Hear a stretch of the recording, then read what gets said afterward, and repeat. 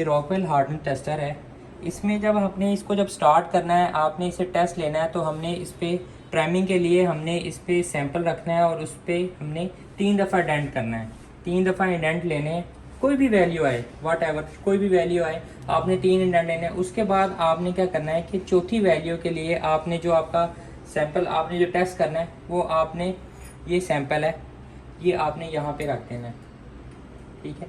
उसके बाद जो इसके जार्स हैं वो आपने, और उसके बाद जो लीवर है, जो लीवर वो आपकी तरफ होना चाहिए, उसका जो लीवर का जो डायरेक्शन है वो आपकी तरफ हो। और उसके बाद आपने इसको बहुत एहतियात से आपने इसको ऊपर लेके जाते रहना है,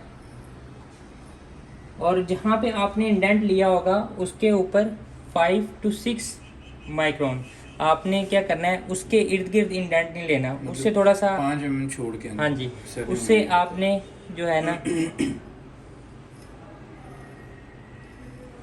5 to 6 mm जो है ना आपने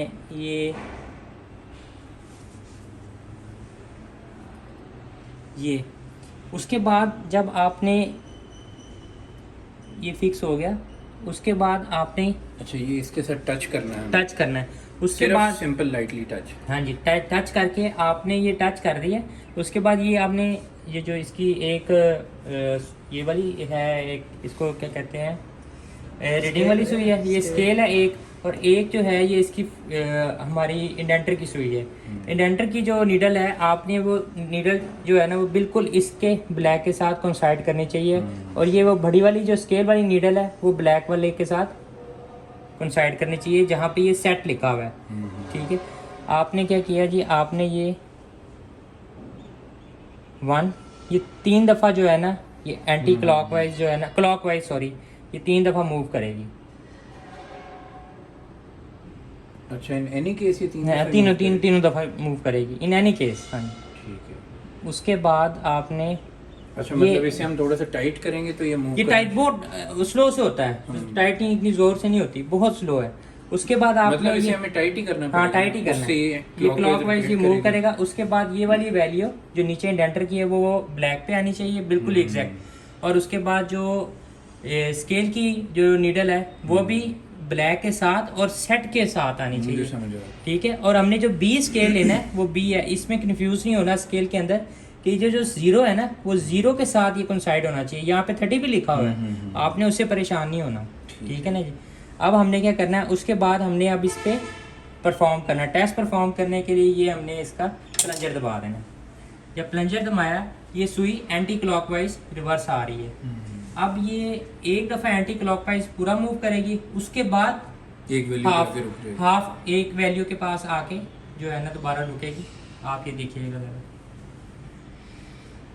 अच्छा जो हमने 3 इंडेंट पहले लेने हैं उनका भी प्रोसीजर सेम प्रोसीजर है, प्रोसीजर चेंज नहीं होगा, in any case procedure change नहीं होगा। उसके बाद क्या होगा, जब आपने ये प्लंजर दबाना है, उसके बाद ये ऑटोमेटिकली, पहले ये आपकी तरफ था, डायरेक्शन लीवर की आपकी तरफ थी, ये लीवर की उस तरफ जाना शुरू हो जाएगा। ये ऑटोमेटिकली इसलिए जाता है कि पीछे हाइड्रोलिक सिस्टम है और पीछे वेट्स हैं, ये इसको पीछे लेके जाते हैं। अच्छा ये नीडल का एक कंप्लीट हो गया क्लॉकवाइज जी, एक नीडल कंप्लीट हो गया।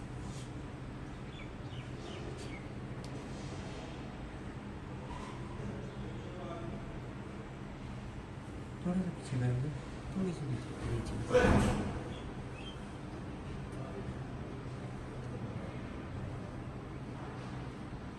अब ये वैल्यू आ गई हमारे पास, ठीक है। जो भी है वट एवर, इसमें हमने जो है ना, इसमें भी नहीं आना, जो भी वैल्यू आ गई। उसके बाद हमने इसके ऊपर अब हमने ये इस पे क्राम साहब क्या कह रहे थे, ये क्या हाइड्रोलिक है ना, इस पे लोड आ गया इसके ऊपर हाइड्रोलिकली ना।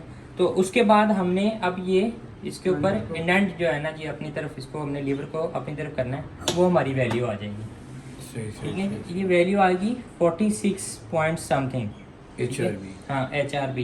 तो ये हमारा स्टैंडर्ड जो है ना 50 के राउंड अबाउट है, प्लस माइनस हमारा 48 से 52 ही होता है। हाँ जी, 44 45 भी आ जाती है। ठीक है, ये आपके आगे। उसके बाद क्या करना है, हमने ये इंडेंट ले लिया, आपने इसी लीवर को दोबारा ये एंटी क्लॉकवाइज मूव करना है। अच्छा अच्छा जब मेक दोबारा श्योर, करना है तब भी ये लीवर आपकी तरफ ही ये आपकी तरफ, ये मेरी तरफ ही रहेगा लीवर। जब आपने उस तरफ नहीं लेके इंडेंट तो इस लीवर से होना है ना। हाँ जी, इंडेंट इस लीवर से लेना है। अब आपने क्या करना है, मेक श्योर आपने ये करना है कि जब आपने ये सैंपल उतारना है ना, ये चीज़ इसके साथ इंडेंटर के साथ ना लगे, टच ना हो। ये कभी भी ना टच हो, ठीक है। टच होगी तो ये क्या कहते हैं डैमेज हो सकता है। एक अंदर डायमंड का पड़ा हुआ है, वो इसी तरह जो है ना हमारे पास जो मशीन्स आती हैं वो डिस्टर्ब हो जाती हैं। जब हम लगाते हैं वो डायमंड जो है वो टूट जाता है। और आपने क्या करना है कि आपके पास कोई ब्रीक शीट है, आपने इसको उतारना है तो इसको बहुत एहतियात से आपने उतारना है। यहाँ पे कपड़ा रख लें या इधर हाथ रखा हो और इसको आपने ऐसे निकालना है बाहर। इस वाली डेंटर को ये जो है अपनी सरफेस इसे है हमें इसे निकालने की जरूरत तो नहीं पड़ेगी। पड़ती है कभी कभार, समटाइम्स अगर आपको ज़रूरत पड़े तो अगर आपने अगर ये लगाना है तो ये आप लगा लें। ये हमारी वैसे एप्लीकेशन हाँ जी, ये आपने यूज़ कर लेना है, ठीक है। ये एक आपको मैंने ये बता दिया। अब मैं आपको स्टैंडर्ड सैंपल्स जो हैं वो हम रन करवा लेते हैं। स्टैंडर्ड ये भी सैंपल्स और क्या भी नीचे हो जाता है।